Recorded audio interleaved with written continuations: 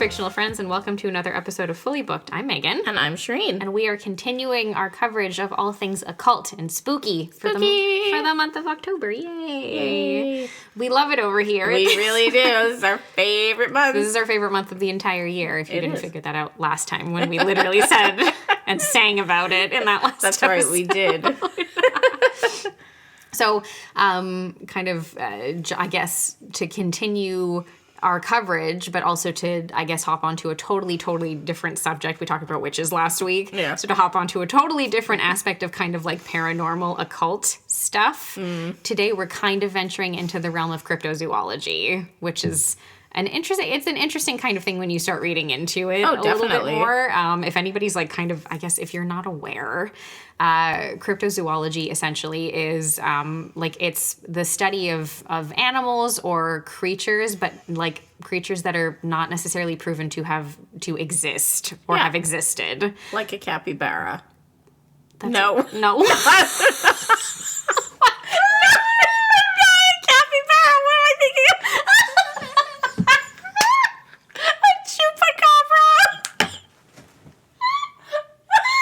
I am not cutting that out. I'm not cutting that out of the episode. And that's because for the longest time I thought that a chupacabra was a vampire capybara. Oh, that would be so much cuter. Chupacabras are not cute animals. No, not at all. Okay, so wow, that was incredible. I don't think you've ever said anything better in the entire 2 years we've been doing this. You should have seen your face. You were like, no, Shireen, no way. That's not right, is it? That is so not right. Oh, Jesus, it's wild over here today. We can't stop laughing until we start crying. It really is. Yeah, anyway, yeah, so the idea, essentially, that's it. The idea of cryptozoology has to do with animals who are mostly, I think, honestly, the majority of the initial stories, if you kind of circle back to the literary aspect, they come from, oh my God, you're not going to be able to stop laughing. Okay. You're okay, you're all right. I'm going to go find water. Okay. You keep talking. God. So yeah, essentially that's it. So essentially these are supposed to be animals that mostly come from folklore is basically what it is. If you tie it back to the literature kind of side of things, these the majority of why I think these stories exist is because they were stories that were passed down through generations over centuries and centuries, and they exist across the world. Every culture seems to have some form of something like this. So cryptozoology is it's like a pseudoscience really that comes out of the study of, or an attempt maybe to prove the existence of these things. And I believe that it was cryptozoologists actually who coined the term cryptids, which are the term the used creatures themselves. That's That's it, the term used for these actual creatures. But there are specific, I believe, zoologists from many years ago who are kind of credited with maybe sort of starting cryptozoology to a certain extent as an actual field of study. But these kinds of sightings legitimately still happen to this day. There are sightings. Bigfoot, Loch Ness Monster. 100%. Yeah, I think that's a Bigfoot, Loch Ness Monster, the Jersey Devil. Yeah. That's capybaras. I just collected myself. Oh, Jesus. Chupacabra. Yes, also chupacabras, but maybe capybaras, who knows? Maybe capybaras. Who knows? Not like I've seen those specifically at zoos or anything. It just goes to show what a good person you are, because you literally, in that moment, were like, okay, what are you trying to say? It sent me into a bit of a tizzy, though. Anyway, it's okay. Anyway, so, okay, so I guess to get into it a little bit technically, this faction of kind of sightings of cryptids and stuff leads us into the legend of the Mothman, who is a cryptid who most famously, there are sightings, I believe, that have occurred in other parts of North America and possibly South America as well, I think, has indicated that there have been sightings of something Mothman or Mothman adjacent. I don't know. However, the first initial sightings of the Mothman were in Point Pleasant in West Virginia. They spanned, according to what I'm looking at, from November 15th of 1966 to December 15th of 1967. Oh, interesting. Which is like around the times that the first, back in November of 1966 was when the first sightings were recorded, essentially, of a very large,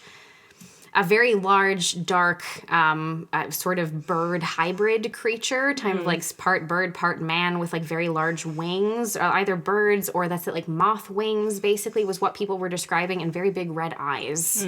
And that's like the image that you see largely like in popular culture Right. of a depiction of Mothman. Like that's what it looks like. Right. It kind of looks like a giant humanoid moth. I don't know how else to describe it. Yeah, I mean, it's the, main traits are those big red eyes and the wings. Yes, and it's all black Right. most of the time. Yeah. I believe from what I've seen is that in general at the time, if this is a kind of a funny thing, but I believe that was maybe some skeptics and things on the idea of Mothman actually existing have attributed potentially the initial sightings in 1966 of this alleged creature possibly to out of migration cranes or herons in the area, a large type interesting. of bird who perhaps was not like native to the area. Okay. And I will say that while that seems ridiculous, there's also a part of me that's like, if I grew up in a small town in West Virginia, Point Pleasant is not very large. If I grew up in a small town in West Virginia without access to the internet, it's the 1960s, keep in mind,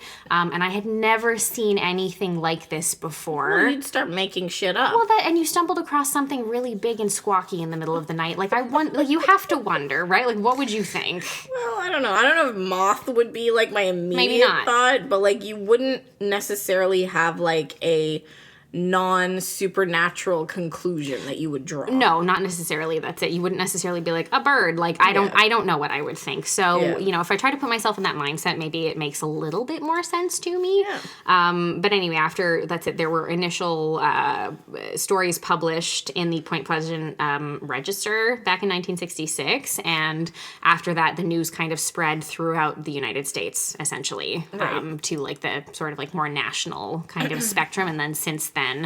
It's been that cryptid specifically has been very attributed to that area up into December of 1967. The December 15th of 1967, there was a large bridge collapse in Point Pleasant, the Silver Bridge.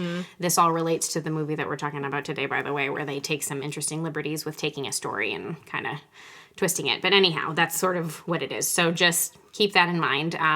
But essentially what we're talking about today largely focuses on Mothman specifically, even though really, would it have mattered if he were there or not in this movie? Probably not. Because you don't see him. No, only like one time right at the beginning, and that's about it. Sort of. Sorta. Anyway, so today we are talking about the Mothman prophecies from 2002. Yep. Oh my god, I forgot to get ratings for the movie. It better be terrible. Currently, it has a score of 52% on Rotten Tomatoes and 6.4 out of 10 on IMDb. IMDb is a little generous. Yeah, well, even 52%, I'm like, okay. Yeah, like, come on now. Nothing happened in this movie. I'm surprised the score is almost identical between, like, the audience score and the critic score. So, I don't know. Who knows? Who knows? Anyway. So the film was released in 2002, and it's based on a 1975 novel of the same name by a parapsychologist by the name of John Keel. Essentially, the book, the original novel, is a nonfiction book, and it is Keel's investigation into the 1966 to 67 Mothman that makes sighting. more sense. Yes. That would have made more sense. Yeah, in Point Pleasant, it is an investigation into that phenomenon and whether or not it occurred. He also, I believe in the book, largely gets into other events, UFO sightings and things like that as well, and some like investigation into that too. But anyway, I feel like this movie anyway is a really good example of when, you know, you take like a based on a true story, but you twist it into something like totally fictional and fucking bizarre. Well, and then you kind of budget up in the timeline a bunch. Oh, very much. To the point where it doesn't make sense anymore. No, that's not particularly, because if you consider the time frame in which these original occurrences took place versus the setting of the film, it's sort of, you go off track and you're like, I don't think I believe this anymore. Well, it wouldn't make sense. Like, you know, the occurrences from the 60s, would they be still the same in 2002? Yes, exactly. That's it in the early not aughts. sure. Probably not. Not sure. Probably not in the same way. So essentially, the story follows kind of a fictionalized version of John Keel. They've changed the name to John Klein in the film. He's a journalist for the Washington Post. He's played by Richard Gere, who, like, man, anybody younger than, like, us millennials might not even really realize who Richard Gere is, but he was a big fucking deal for a very long time. Yeah. I was texting Megan the whole time I was watching this, and I was like, can somebody please explain to me, like, why this man was portrayed as, like, some sort of heartthrob? Yeah, I know. Like, way past the time that he would have been anywhere near heartthrobby material. No, I agree. Not that he ever was, but, like, even in this movie, like, he's supposed to be, like,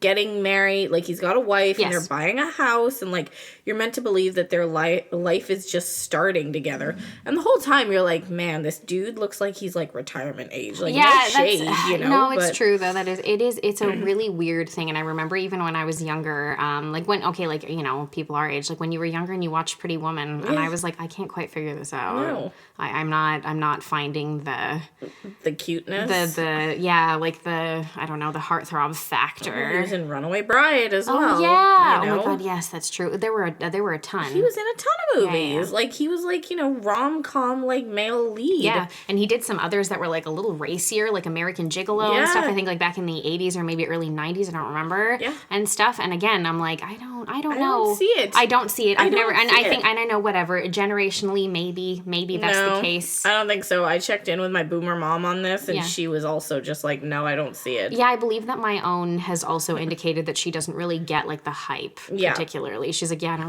don't know, I've never found him, like, super attractive, so. No. And he's got wimpy hands. Oh my god, your hands. Have we talked about your hands theory on the podcast? I don't know if we've talked about this on the podcast. Okay, so quick side note, because it doesn't matter, this movie sucks.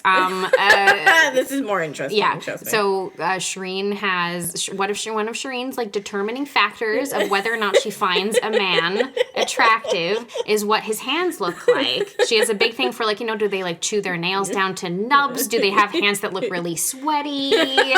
It's the sweaty hands. Yeah, really you cannot abide you with the sweaty hands at all. And so it's become kind of like a recurring thing. Honestly, between all of us, like my fiance, her husband, and the two of us, like, I will, every once in a while, I will think about it when I'm watching something, and I will text you and be like, this person's hands are 10 out of 10, because I will actually think about it. I was at a film festival over the summer in our area. There's a really good one in Montreal called Fantasia. And I was watching a movie with Jamie Campbell Bower. Oh, yeah. And I watched it, and I wished that you were there, because I was like, Jamie Campbell Bower's got some great hands. You see them several times in the film, and I had never paid attention before, but I was like, he's got good hands. And then I remembered that he's a musician and he's got long fingers. Yeah, that makes sense. So that actually makes sense. Attractive hands. Also, great voice. Oh my god. Yeah, I mean, he is fine. He's like he's such a great actor. He's wonderful, and I'm really glad that he's been able to, like, get so many roles, and he wasn't just one of those that, like, when he was in, like, his early 20s, did a few things and then disappeared into the ether. He's fantastic. No, and he, like, comes in for some really good roles, He fucking does. He does. Yeah. As well. But yeah, all that to say, Richard Gere has some wimpy ass hands. Wimpy hands. Shireen was unimpressed. I was unimpressed. I don't think I paid attention kind of long much. Nails, too. Like, I'm just like, oh, dude. You didn't like it.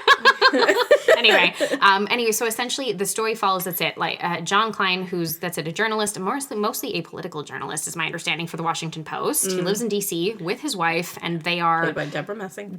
I know. Literally fucking from...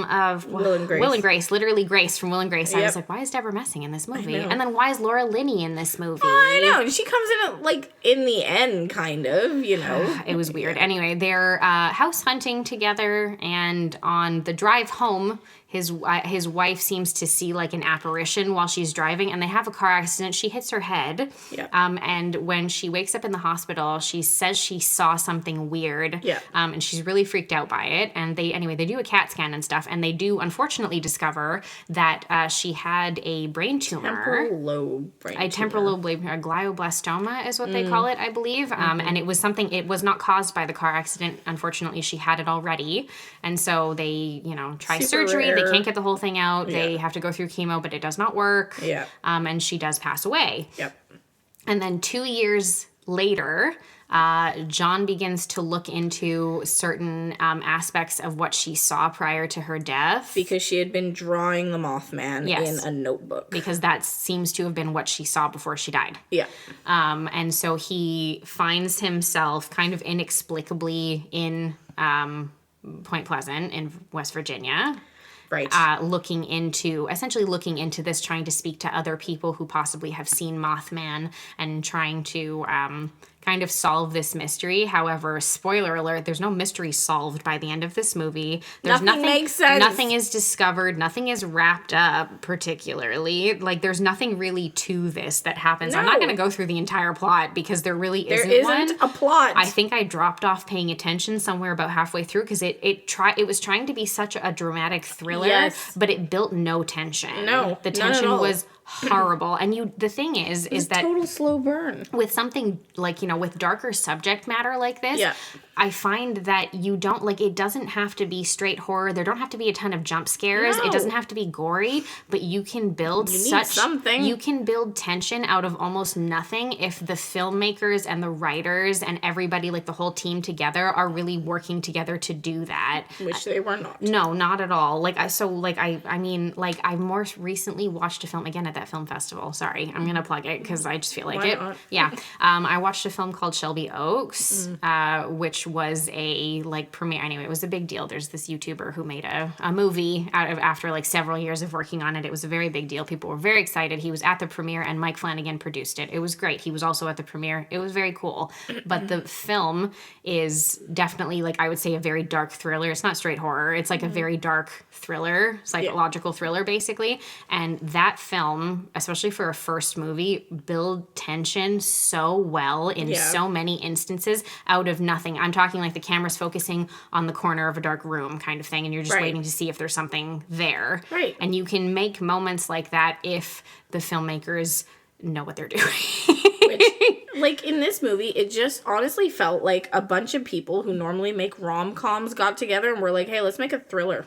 Kind of. Yeah. Yes, because it's true that a lot of the cast kind of felt like that too. Because this was also so Laura Linney plays the sheriff, I believe, of Point Pleasant, who becomes friends with John and starts looking into the mystery with him because she has had several reports of people who have seen the Mothman, basically, and so she starts to kind of be a believer herself to a degree, even if she hasn't seen it, and kind of look into this with him. Yeah. And then they shoehorn in a potential romantic subplot that did not need to be there. And it was so bizarre because it was they had no chemistry. None. And then all of a sudden it was oh, I guess they almost kiss one time and you're like, what? What? What's going on here? Yeah. When I think we were in the middle of watching it, and my fiance was like, "Oh, this is weird," because he was intrigued by the idea of it, but he was like, "This is a poorly executed film." And we're sitting there watching it, and I said to him, and he was like, "Yeah, I think that's it." I was like, "This is so very early 2000s of we can't have a man and a woman in a film without them being love interests. 100%. God forbid that they simply be working on something together and they form possibly a friendship can't have that. or a working relationship for this purpose." It's absurd. It was so bad. That's it. There was a total lack of chemistry. The only person in the film who I really felt was trying was one specific character named Gordon, played by an actor named Will Patton, who's been in a whole bunch of stuff. He's one of those the professor dude? No, the guy who lives in Point Pleasant. Oh yeah, him. Yeah, he's been in a bunch of stuff. I was sitting there watching this and I was like, oh, I wish Megan was here to tell me what this guy's been I started looking yesterday because I was while I was watching it, because I was just oh, what has this guy been in? And he was just in the first season of Silo on Apple TV, and he was in a bunch of stuff. He's been in tons He's been of in stuff. so much. He's never your lead, but he's a great actor. He's really good. Cryptid. And he plays a character who has been dealing with some of this phenomenon in the town himself, and he's like, you know, kind of been witness to it, you know, and his character winds up dying again in a really weirdly shoehorned kind of way that I didn't quite believe either. And like, I didn't understand the whole bit about how he saw John at his door 3 nights in a row. Yeah, there was a lot of, it's just because, I believe because like the plot, nothing's wrapped up particularly in the film. Nothing makes sense in this movie. No, and there's no full explanation for it. And I understand, I think what they were trying to do is to basically say that, you know, because of a legend like something like the Mothman, there is no explanation for it. Like there may never be one. And I understand that. However, it was so poorly done. Oh boy. Was that the conclusion I was meant to draw from this movie? I don't know. That's the conclusion I'm choosing to draw because I just don't know what else it could be. I don't know. All I know is that when I told my husband that this was the movie we were watching, he groaned for a solid 5 minutes and was like, "Are you sure there's not something else we can watch?" And like, he doesn't complain this much ever, even when I've made him watch the worst of the worst kind of movies. Yeah. You know, they do, it's weird because throughout the course of the story, they do actually take a decent amount from like actual sightings of Mothman, like accounts of sightings of Mothman, because they took so much from the book, obviously. Right. And John Keel did I'm sure he did a lot of research. He spoke to multiple people who had witnessed. Well, it had only been, a decade after? Yes, exactly. That's it. Who had an encounter and things like that. And one of the things that they come back to in the film a lot is a character by the name of Indrid Cold. That's the professor dude? That's the person who's calling, you know, on the phone. Oh, like right. the whole voice that's just like explaining things to them over and over again. And this also comes from the book. Allegedly, John Keel did report on this when he wrote the Mothman prophecies. And it was some sort of humanoid entity that was somehow connected to Mothman and stuff. But again, like because of all of the uncertainties around sightings and different things, and people just, you know, treating it. Basically Mothman's been treated as like an omen of bad things to come. Right. Which they do show in this movie. Right. That's it. By, again, they connecting it to an actual event that occurred, which, like I said, it was it was December 15th of 1966. And that's it. This was it was a suspension bridge that had been built apparently in 1928. It connected U.S. Route 35 over the Ohio River, which connected Point Pleasant into Ohio, essentially. Okay. So West Virginia to Ohio. They were connected over the river. Okay. That's it. December 15th of 1967. In the middle of rush hour traffic, the bridge collapsed. Right. 46 people were killed. Oof. And 2 people were never found, unfortunately. That's rough. And it appears that allegedly around the time, again, like the year leading up to, and I think even up to as near as the day of the bridge collapse, there were sightings of Mothman in Point Pleasant. And so a lot of people have attributed potentially that as an omen of bad things to come prior to the bridge collapse. And this is something that they do in the film as well. There is a bridge collapse that takes place. Towards like the climax basically of the movie is that. Right. And, you know, people sort of foreseeing certain things and stuff like the Laura Linney's character, Connie. Laura Linney's character, the sheriff, she had been having dreams of being in the water and not being able to get out. And of course, you know, her and her cruiser, basically she falls into the water when the bridge collapses and John jumps in to get her and all that kind of stuff. They make it very dramatic, of course. Of course. He's the hero. Yeah, of course. Anyway, so, you know, so of course it's like, you know, the prophecy comes true, essentially. It like comes full circle and people, anyway, whatever. People attributed it as like a local legend to Mothman sightings. Right. And the movie tries to shoehorn in a lot of those aspects, I guess, to keep things interesting, but it just doesn't work, It doesn't do it well. Like, the story is hard to follow. You're not really sure what's going on. Yeah. There's all these additional characters that pop up that, you know, arguably, were they real people? Did, you know, they were there to advance the plot. Exactly. But it was so poorly executed as a movie that I just couldn't grasp what was going on. Now, granted, it was so boring that I was like... It's hard for you to pay attention for a long period of time. Yeah, of course. And I kept saying to my husband, I'm like, what's going on now? And he's like, He's like, why am I the one paying attention to this? Yeah, but, it's just one of those things that, like, we'll never watch this again. No. Probably by tomorrow. I could not tell you what happened in this movie. Yeah, no, that's fair. Yeah. I think that's, like, a fair assessment of it, honestly.